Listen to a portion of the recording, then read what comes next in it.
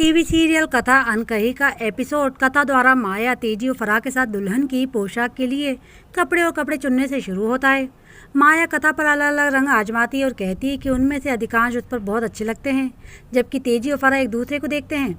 Designer शिखा कथा को Mrs Raghuvanshi कहते हैं, जिससे कथा एक सेकंड के लिए रुक जाती है, लेकिन पोशाक चयन प्रक्रिया और उसके साथ आभूषण और सजावट कैसे होगी ये सुनकर वो चुप रहती है। हालांकि जब शिखा कथा को फिर से उसी नाम से बुलाती है तो वो शिखा से कहती है कि उसे उसकी जगह कथा कहना चाहिए, जिस पर शिखा टिप्पणी करती है कि कथा को रघुवंशी बनने के लिए अभी भी थोड़ा समय है। कथा कहती है कि वो कथा सिंह बनी रहेगी तो तेजी का ध्यान खींचती है, जबकि माया फ़ोन कॉल पर व्यस्त है। तेजी ने डिज़ाइनर को थोड़ी देर के लिए दूर जाने के लिए कहा और कथा से पूछा कि उसका क्या मतलब है, तो कि वह कथा सिंह ही रहेगी, जिस पर कथा ने जवाब दिया कि वह अपना उपनाम नहीं बदलेगी। कथा का कहना है कि उन्होंने हमेशा अपने पिता का नाम इस्तेमाल किया और उसके पास केवल उसका ही नाम बचा है, इसीलिए वो उसे बदलना नहीं चाहती। तेजी कहते हैं कि सरनेम बदलना एक परंपरा है और हर एक पत्नी ऐसा करती है। तभी वियान वहाँ आता है और कहता है कि सरनेम बदलना कोई बड़ी बात नहीं है। वियान का कहना है कि कथा को शादी के बाद कुछ भी त्याग करने की ज़रूरत नहीं है, जबकि कथा का कहना है कि वो वियान के सरनेम से नहीं बल्कि उससे ही प्यार करती है।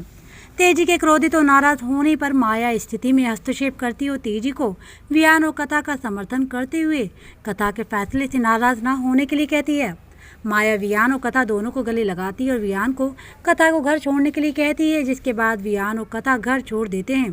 तेजी शिकायत करती है कि माया कुछ नहीं कर रही है, जबकि ये उसकी योजना थी, जिस पर वो जवाब देती कि वियान और कथा को अलग अलग जितना उससे सोचा था उससे कई अधिक कठिन होगा।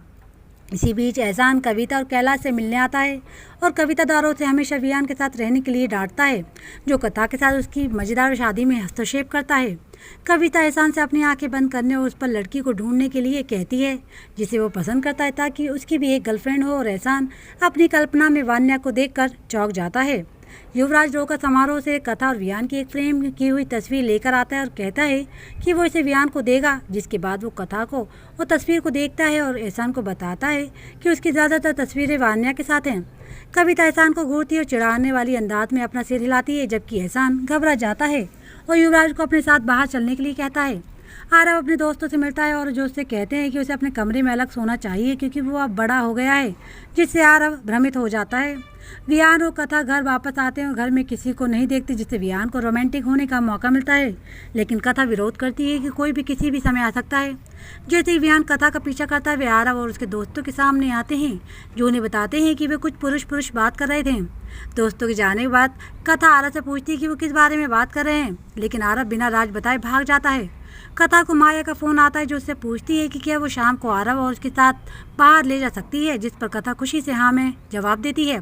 वियान अपनी छेड़खानी की कोशिश के बाद घर छोड़ देता है। बाद में कथा आरव को तैयार करती है और उसे माया के साथ विदा करती है। माया आरव को हमेशा कर्मचारियों की मदद के लिए कहती है, क्योंकि वो अपना बैग देने से इनकार कर देता है और उसे सिखाता है कि जब वे कार में बैठते हैं तो मालिक हमेशा पीछे बैठता है।